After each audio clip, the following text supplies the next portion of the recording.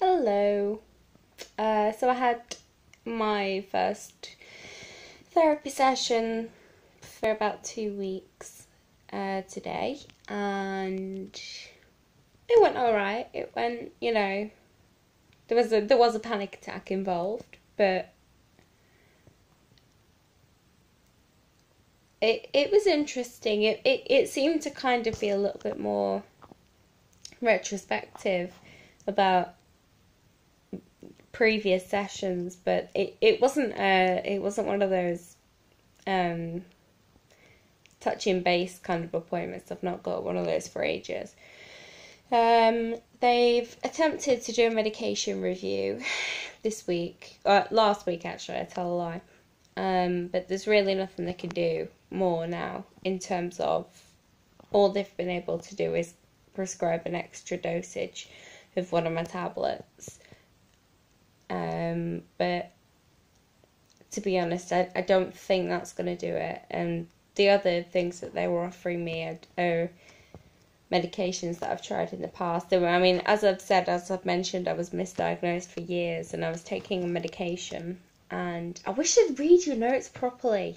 But they don't, especially because, and it was a different psychiatrist as well than I thought it was going to be. Yay. So I'm on about in the past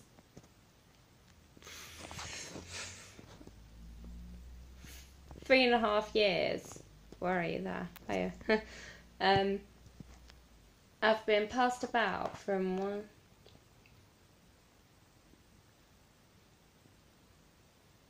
5 psychiatrists, I think. I've been on most sort of meds.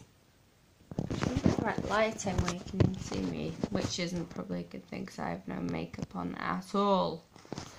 But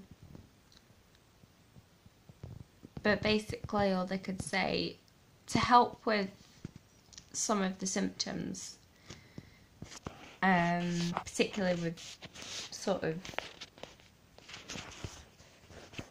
voices and stuff. I've not really gone into this with you guys, so there's a lot more to come because my long-term diagnosis alongside, my 2 long-term diagnoses, I suppose, alongside my more acute ones make it very complicated. But I don't even know what my point was. Lost me. I just wanted to give you a quick update, really, basically on the day where, I've had my session. I was going to do a little quick one this morning before, but because things were kind of, in my head, were very kind of charged anyway. But I think not a lot of it, a bit of it came out in the appointment. So I suppose I'm kind of regurgitating it, for want of a better word. Oh God, what a metaphor from a bulimic. Yeah, but I guess I'm just kind of, alright, let's use it a bit, rehashing, whatever. What was talked about today, and the theme. Obviously, I will obviously disclaim this now. I will never divulge what has been said 100% in my sessions because they are completely private, as I'm sure you all know, and as I'm sure you all respect it, and I know that many of you have been through it, so you understand. But I will allude to things that I feel are appropriate to share or that I need to share. So it was very pendulous, this particular session. It was kind of swinging between the past and the present, even though it depends how philosophical you want to get, neither of which really exists, but let's just follow the laws of spoken physics and say, the past and the present and the fact that I'm freaking out about the future in so much as, and this is a very valid point actually, my favourite time of year is the end of September, but pretty much October really. October to Christmas Eve, which I know sounds very specific, and it is, but Christmas Eve is my favourite. But during that time you've got Halloween, you've got bonfire night, you've got people going out and doing events for those things on the days that they couldn't do it, you know, so, and then you've got obviously Christmas time and looking at everybody's houses and they're all beautiful and brightly lit and it's wonderful, and it's everybody, and the air is different. I don't know if you've ever noticed this, but the air in December is different. It's charged with this electricity of goodness, and people smile at each other and they talk to each other and they say, oh, you know, I'm gonna wrap all this when I get home, and silly things like that. But to me, that kind of thing is what connects me to other people. That silliness, that sort of, I don't know what gift bow to get with this wrapping paper, or how do you wrap a football, or it's just stupid stuff like that, you know. But towards this time of year, people change, people become different. They're not as intimidating, they're more sort of, they're welcoming and they're more open, and you can have silly conversations with them in a queue or somewhere. I mean, don't get me wrong, I am one of these people. Don't forget I am British, though I spend a great deal of my life queuing and tutting about it. But when it comes to that kind of a queue, you know, you're queuing for in a card shop at Christmas. If you buy your cards, I mean, I'll make mine, but probably better off buying them anyway. But and you're like, oh God, you know, I should have gone sooner, or oh, Christmas shopping on the 20th of December. Well, that sort of thing. Those stupid connections to people, and that's what I love about this time of year. People are different. They're more connected and they're softer, you know? Not in a soft, no, I don't mean soft, but I just mean they're more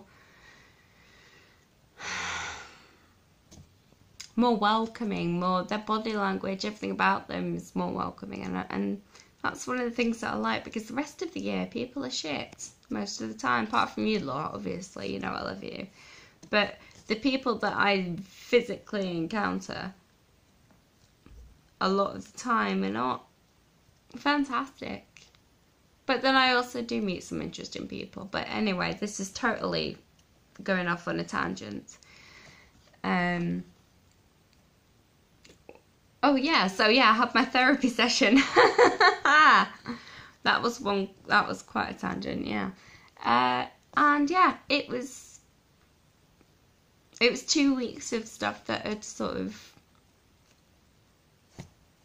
bubbled over a bit and came out in the session, and it needed to, but I got what I needed out of that particular session. Even though I spent a lot of time talking bullshit in them, and in these, you might know this, but yeah, it was alright, it was good, it was fine. It wasn't horrible. I've had more positive ones, but I've also had far more negative ones. So, as my wonderful GP keeps on trying to make me keep on remembering, that I am making little tiny steps forward. I'm going to say tiny steps, I mean like as far as a baby can get on one of those bouncy walker things that you hang up in a doorway, which, by the way, I'd love one of those. I would love to get one of those. You know those bouncy things in doorways that babies just sit on and have a bounce, right? I'd have one of those installed if I had the money. As an adult, I'd have one installed in my door. Not that one, because that would make it awkward. If I had my ideal house, I'd have one of those in a doorway, like in the living room, and then I'd sit and I'd watch Emmerdale and just have a bounce. That would be brilliant. That's my goal. I'm only saying that because what's his name's on the screen on Coronation Street. Not that my life revolves around soap operas at all. I have nothing else, don't judge me. I'm going to have to end this video soon because it's getting longer than I intended. And I will be uploading again this week. And I will try to upload a song this week as well. I've been focusing more on the vlog and also working out how to survive day to day. So I do apologise if the songs appear to have tapered off, because believe me, I've been working on them. It's just a matter of getting the arrangement, getting the chords. Oh, I'm getting a ukulele. I don't know how to play it yet, but I'm getting a ukulele. I don't get it until my birthday next year, February, but yeah, so I might be able to add to my musical stylings if I have any. I don't know. Yeah, sorry, I was giving my keyboard a really dirty look then. I do apologise. Yes, I'm going to go now because now we are now descending into madness. And I'm already there, so I don't want to drag you guys there with me because, believe me, it's a difficult place to get out of. Alright, well, if you made it through this rabble of bullshit, I really appreciate it. And I will be uploading later this week, vlog and or song, don't know yet. See where the tide takes us. And yeah, thanks for watching. Keep subscribing, keep watching, and keep the faith, because that's what I'm trying to do, and it is hard work. So